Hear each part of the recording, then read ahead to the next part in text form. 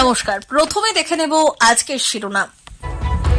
এক পুজোর আগে গ্রেপ্তার, আর এক পুজোর আগে মুক্ত কেষ্ট।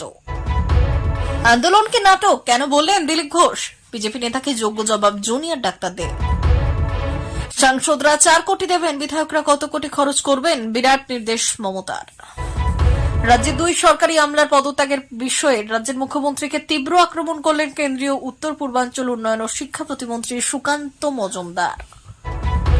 জেল থেকে ছাড়া পেয়ে সাংবাদিকদের মুখোমুখি হয়ে কি বললেন অনুব্রত মণ্ডল? পুজোর আগেই পৌঁছে যাবে বাড়ি বাড়ি অভিষেকের বিরাট ঘোষণা, নেতাদের বড় নির্দেশ।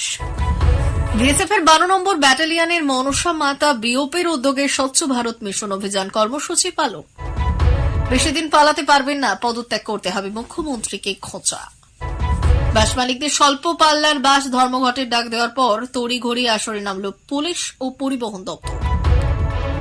আজ পার্টি হবে, অনুব্রত মণ্ডল ফিরে আসতেই হঠাৎ কেন এমন বললেন দিলীপ ঘোষ? ভারপ্রাপ্ত আধিকারিকদের আচরণে বিজ্ঞাপন দাতা সহ পুজো কমিটি গলিও ভীত সন্ত্রস্ত, দাবিপত্র তুলে দেওয়া হল। এনামুল হকের জামিন, গরু পাচার মামলায় সুপ্রিম কোর্টের সিদ্ধান্ত। আসছি বিস্তারিত খবরে। আজি করে হত্যাকাণ্ডের বিচারের দাবিতে জুনিয়র ডাক্তাররা টানা আন্দোলন চালিয়ে গেছেন। সেই সঙ্গে তাদের দাবি ছিল হাসপাতালের পরিকাঠামোগত উন্নয়ন এবং পর্যাপ্ত নিরাপত্তা। এই আন্দোলনে সামিল হন বহু সাধারণ মানুষও। প্রত্যক্ষ রাজনীতির বাইরে গিয়ে এক নাগরিক আন্দোলনের চেহারা নিয়েছিল এই আন্দোলন। তবে সেই আন্দোলনকে নাটক বলে কটাক্ষ করেছেন বিজেপি নেতা দিলীপ ঘোষ। তিনি প্রশ্ন তুলে দিয়েছিলেন, এত নাটক করে কি লাভ হলো? দিলীপের এই মন্তব্যের পাল্টা জবাব দিলেন জুনিয়র ডাক্তাররা। এই আন্দোলনকে সাধারণ মানুষের আন্দোলন হিসেবে ব্যাখ্যা করেছেন তারা।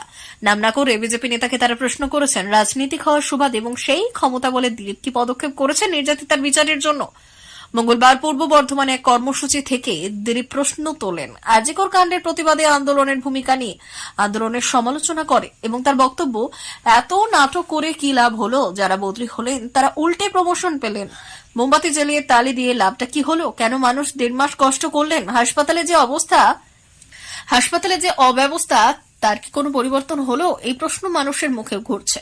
উল্লেখ্য, আরজিকর কাণ্ডের পর থেকে লাগাতার প্রতিবাদ আন্দোলন এবং কর্মবিরতি চালিয়ে যান জুনিয়র ডাক্তাররা। কখনো লালবাজার অভিযান করছেন, তো কখনো আবার স্বাস্থ্য ভবন অভিযানও করছেন।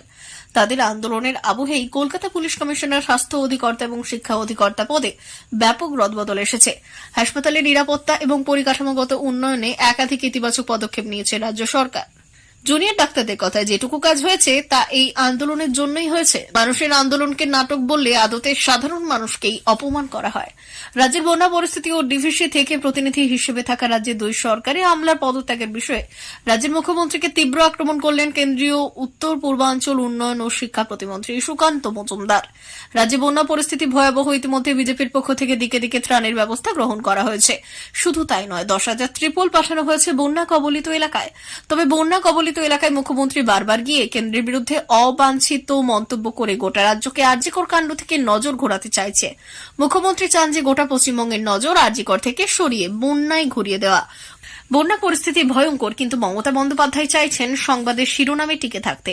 সাংবাদিকদের প্রশ্নের উত্তরে উত্তরবঙ্গ মেডিকেল কলেজ হাসপাতালে থ্রেড কালচার প্রসঙ্গে মন্তব্য করতে গিয়ে তিনি বললেন, যে রাজ্যে বিধানসভার ভেতরে থ্রেড কালচার চলে, সেই রাজ্যে থ্রেড কালচার অন্য কোথাও না হওয়ার কিছুই নেই।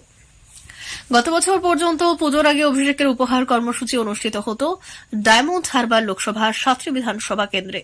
সেখানে সাংসদ নিজে উপস্থিত থেকে পুজোর উপহার মানুষের হাতে তুলে দিতেন। এবছর উপহার দেওয়ার এই পদ্ধতিতে বদল আনা হয়েছে। অভিষেকের নির্দেশে দলের স্থানীয় নেতারা ডায়মন্ড হারবার এলাকার আমজনতার বাড়ি বাড়ি গিয়ে উপহার পৌঁছে দিতে আসছেন। পুজোর আগে সাংসদ অভিষেক বন্দ্যোপাধ্যায়ের দেওয়া উৎসবের উপহার পৌঁছল ডায়মন্ড হারবারবাসীর ঘরে ঘরে। অভিষেকের উপহারের ডালে স্থানীয় নেতা কর্মীরাই দায়িত্ব নিয়ে সাধারণ মানুষের বাড়ি বাড়ি পৌঁছে দিচ্ছে। পুজোর সকলের এই কথা ভেবেই উৎসবের উপহারের উদ্যোগ নিয়েছে ডায়মন্ড হারবারের সাংসদ। উৎসবের উপহার পেয়ে খুশি আমজনতা। গুণের ভান্ডার, রোজ খাচ্ছেন দই, সাবধান কাদের খাবার একেবারে বারণ, শরীরে দফারফা হওয়ার আগেই জানুন। বিধানসভা ভিত্তিক উপহার পৌঁছে যাবে প্রত্যেক বুথে বুথে। এরপর বুথের দায়িত্বে থাকা নেতারা নিজেদের সুবিধে মতো যত দ্রুত সম্ভব সেই উপহার পৌঁছে দেবেন সাধারণ মানুষের কাছে। তৃতীয়বারের জন্য সাংসদ হওয়ার পর জুন মাসে আমতলা দলীয় কার্যালয়ে ভোটারদের ধন্যবাদ জানাতে বৈঠক করেছিলেন অভিষেক। সেই বৈঠকেই ভোটারদের ধন্যবাদ জানাতে গিয়ে তিনি প্রশ্ন তুলেছিলেন, নেতাদের থেকে মঞ্চের উপরে কেন উপহার নেবেন সাধারণ মানুষ? বহু ক্ষেত্রে নেতারা উপহার দেওয়ার মুহূর্তের ছবি তুলে তা প্রকাশ্যে ছড়িয়ে দেন, যা নাপসন্দ তৃণমূলের সর্বভারতীয় সাধারণ সম্পাদকে। তার আরো বক্তব্য ছিল, যদি উপহার দিতেই হয় তাহলে তা পৌঁছে দিতে হবে সাধারণ মানুষের বাড়ি গিয়ে। মোবাইলের নেশায় আসক্ত বাড়ির খুদে এই কর্ণাটক হাইকোর্ট কথিত MUDA কেলেঙ্কারিতে তার বিচারের জন্য রাজ্যপালের অনুমোদনকে চ্যালেঞ্জ করে সিএম সিদ্দারামায়ার আবেদন খারিজ করেছে। এ প্রসঙ্গে বিজেপি নেতা সিটি রবি বলেছেন, কংগ্রেস কি দুর্নীতিবাজদের বিরুদ্ধে নাকি তাদের সমর্থক? তার অন্য কোনো বিকল্প নেই, তাকে পদত্যাগ করতে হবে। তিনি বেশি দিন পালাতে পারবেন না। গরু পাচারের অভিযোগে তিনি অভিযুক্ত ছিলেন, যেখানে রাজ্যের সীমান্ত পেরিয়ে বাংলাদেশে গরু পাচার ও হাওয়ালাদার মাধ্যমে টাকা লেনদেনের অভিযোগ হয়েছে। সিবিআই এবং ইডি এনামুলের সঙ্গে যুক্ত একাধিক ব্যক্তির নামও সামনে এসেছিল এবং তাদের জিজ্ঞাসাবাদ করেছে। কলকাতা হাইকোর্টে জামিনের আবেদন করা হলো, তা মঞ্জুর হয়নি। কেন্দ্রীয় তদন্তকারী সংস্থার অভিযোগ অনুযায়ী এনামুল ভারত বাংলাদেশ সীমান্তে গরু পাচার চক্রের মূল নিয়ন্ত্রক ছিলেন। তার সঙ্গে বিভিন্ন প্রভাবশালী ব্যক্তিদের যোগ সাজস্য ছিল, যার ফলে গরু পাচারের বিপুল অঙ্কের টাকা তাদের পকেটে যেত। সিবিআই কর্মকর্তাদের মতে, এনামুল বিএসএফ এর কর্মকর্তা, রাজনীতিবিদ এবং স্থানীয় গ্রামবাসীদের ঘুষ দিতেন। গরু পাচার মামলায় অনুব্রত মণ্ডলের পর এবার জামিন পেলেন এনামুল হক। সোমবার সুপ্রিম কোর্ট এনামুলের জামিনের আবেদন মঞ্জুর করেন।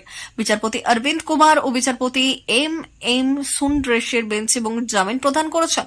এনামুল হক এর আগে সিবিআই মামলায় জামিন পেলেও এবার ইডি কর্তৃক দায়ের করা মামলাও তিনি জামিন লাভ করেন। গরু পাচারের অভিযোগে তিনি অভিযুক্ত ছিলেন, যেখানে রাজ্যের সীমান্ত পেরিয়ে বাংলাদেশে গরু পাচার ও হাওলাদারদের মাধ্যমে টাকা লেনদেনের অভিযোগ রয়েছে।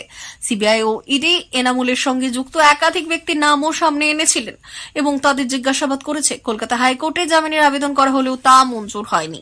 কেন্দ্রীয় তদন্তকারী সংস্থার অভিযোগ অনুযায়ী এনামুল ভারত বাংলাদেশ সীমান্তে গরু পাচার চক্রের মূল নিয়ন্ত্রক ছিলেন। তার সঙ্গে বিভিন্ন প্রভাবশালী ব্যক্তিদের যোগ সাজস্য ছিল, যার ফলে গরু পাচারের বিপুল অঙ্কের টাকা তাদের পকেটে যেত। সিবিআই কর্মকর্তাদের মতে, এনামুল বিএসএফ এর কর্মকর্তা, রাজনীতিবিদ এবং স্থানীয় গ্রামবাসীদের ঘুষ দিত। প্রিয় দর্শক, আমাদের চ্যানেলের নিয়মিত ভিডিও পেতে চ্যানেলটি সাবস্ক্রাইব করুন। ধন্যবাদ।